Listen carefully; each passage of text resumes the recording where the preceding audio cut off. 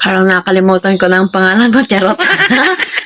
Aba nga naman, dahil meron nga ulit tayo ditong purple yam o yung tinatawag na ube. Nako naman, magluluto nga ulit tayo ng ube halaya ngayong araw. Nako, medyo marami-rami din itong ating alutuin ngayon. O yan nga. So, ito yung ating babalatan at pagkatapos babalatan, ito nga po yung ating lalagain hanggang sa siya'y lumambot na. At syempre, may nakahanda na din tayong dalawang niyog. Ito yung gagamitin natin panggata mamaya dito sa ating lulutuing ube. Bale, ito'y binalatan ko na nga at para hindi tayo mahirapan mamaya. Kaya naman, heto na yung ating nilagang ube. At habang mainit pa nga siya, ay kailangan na natin itong madurog at para nga hindi tayo mahirapan mamaya kapag ito ay lumamig na. At dahil wala nga tayong pandurog dito sa probinsya na kumano-mano at atin itong babaduhin. At para nga madurog itong ating ube. Pero depende yan sa iyo kung anong gagamitin mong pandurog dito nga sa ube. Pero tips ko sa iyo, bago mo lagain itong ube, mas magandang balatan mo na siya at para hindi ka na nga mahasel sa pagdurog nga netong ube. Kasi kung may balat pa, naku, magbabalat ka pa, di marami pa ang nasasayang, hindi ba? At ang matapos na nga madurog itong ating ube ay hinanda ko naman nga yung iba pang ingredients sa pagluluto nga natin ng ube halaya. At sa 1 kilo ng ube halaya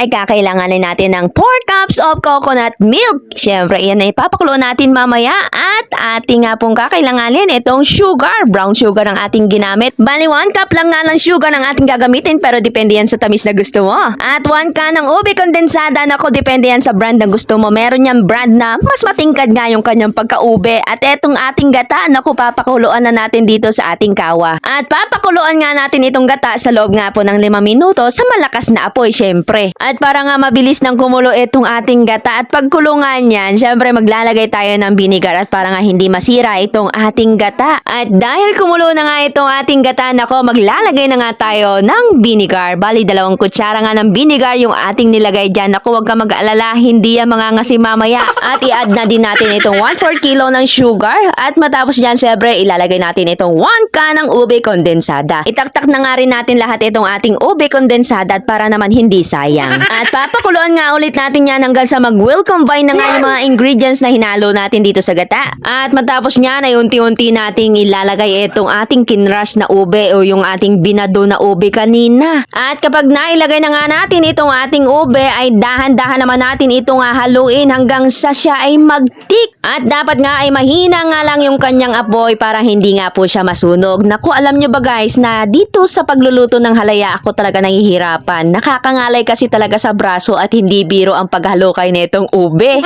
Bale, itong ating niluto nga na ube ay nasa 2 kilong mahigit. At kapag nasa kawa na nga ang lahat, nako, sigurado eto't mapapalaban na tayo ng halukay hanggang sa maging tik na nga itong ating ube halaya. At kagaya nga ng sabi ko, dapat ay nasa mahinang apoy nga lang itong ating nilulutong halaya dahil kung lalakasan mo, siguradong masusunog ang iyong halaya. At ito na nga yung moment of truth na maghahalo tayo nitong ube. Halo kay ube na parang walang buto.